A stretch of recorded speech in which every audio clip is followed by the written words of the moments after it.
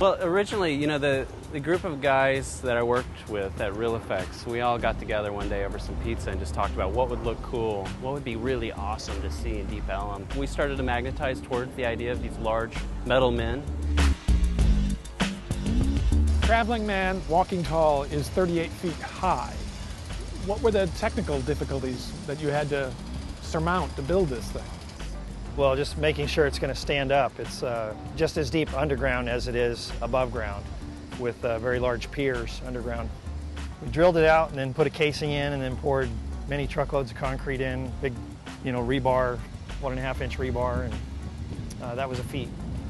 So why 3 sculptures? The tunnel that was here that they unfortunately had to demolish and build the station on top of, these guys flank what used to be that tunnel that was the gateway into Deep Ellum. And the idea for 3 was the fact that you wanted to drive traffic back into the neighborhood to help revitalize it. So you go from one to the next, and now you're in Deep Ellum. And the story reads like that too, where he's walking tall towards it, guy sitting over relaxing, contemplating life, kind of reminding everybody to do that. And then the one at Elm and Good-Latimer is awakening. So it's, a revitalization of the neighborhood. So it came back to Deep Ellum and wanting to drive and be driven by the history of Deep Ellum, but also at the same time looking towards the future. So they're made up of, the industrial heritage that this corner of the city has, but at the same time, they represent the artistic spirit of this whole new generation that's been living and working within the neighborhood. And at the same time, we want to look to the future. It's a little bit of all of that.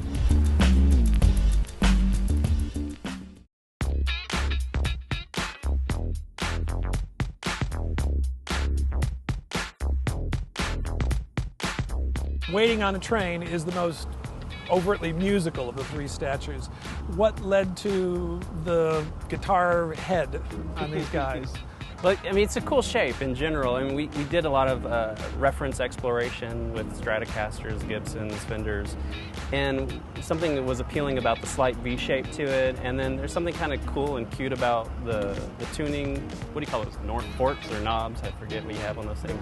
But it just sort of felt right, and then if you think about it, it's sort of even the pelvis area of the traveling man is sort of reminiscent of the bass of a guitar.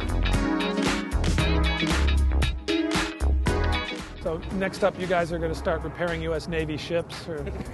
Oh, I don't know. I think we'll stay out of that business. Because that's what this looks like. That kind of plays too much liability with that work. But tell us about the Deep Ellum Tunnel and how it fits in here. Well, it was pretty cool. Early on, DART was able to keep a portion of the archway that had the date right at the keystone. And they've been holding on to it for us, and we've been able to incorporate it into the design. And it's kind of neat. You can sit on it like a park bench. And we decided, well, why don't we have this guy designed in a way to where he looks like he's leaning against it, and then you can be sitting here and taking in the view that you've got.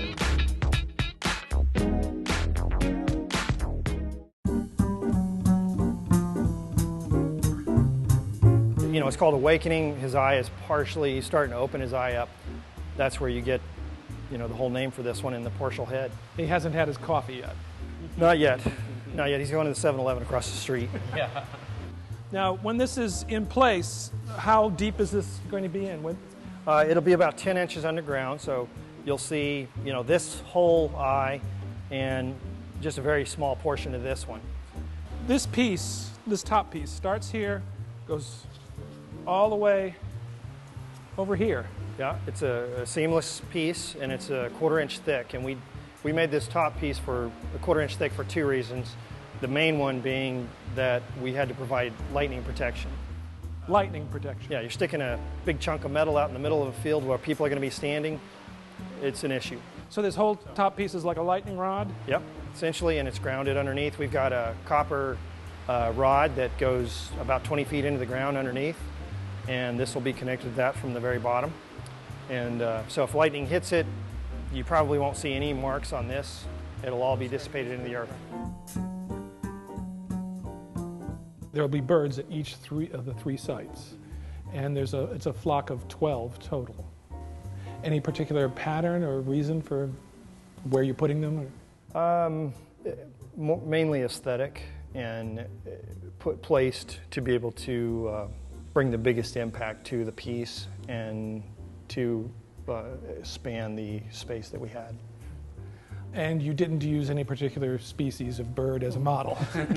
No, this is a Brandon Oldenburg. Well, it's just an appealing, simple sketch. But there was sort of an egg-like quality to the form, which we started off with first and built on that. But I couldn't help but tip a hat, I guess, to Partridge Family and anything else that might have influenced us along the way as we grew up. And somebody recently has asked, is it like a Twitter bird? What is that? And I was like, well, no, I didn't think about that for sure. Maybe Twitter will pick you it up. can sit and tweet on these while you wait for your train. So these are built to last. They're made out of steel. They're going to be here for a while. What do you feel about them being here 100 years from now? Well, I can't help but think about Charlton Heston and wandering down the beach and going, having this epiphany. Damn you! Yes. No, but I mean, it is really strange to think about it. These things, they're going to be here a while. To me, it's just an honor to have an impact on a city. And that's the way we've been looking at this from the beginning. It kind of gives you goosebumps to think you can have an impact on a city's growth and history for, well beyond what, myself or my kids are going to be around. Because there are a lot of sculpture here, but I don't think they're destination spots as far as like you would see it on a postcard in another city or things like that. But they're not places you go, I've got to go see this piece right here and get my picture with. It's pretty cool. You can jump on a train and there you are. And you generally can't sit on them. Yeah. Well, and that's, that's kind of we like to laugh a lot, so it's fun to kind of put the goof out there with the pieces. Yeah. That's why the traveling man has got a smile. Yeah.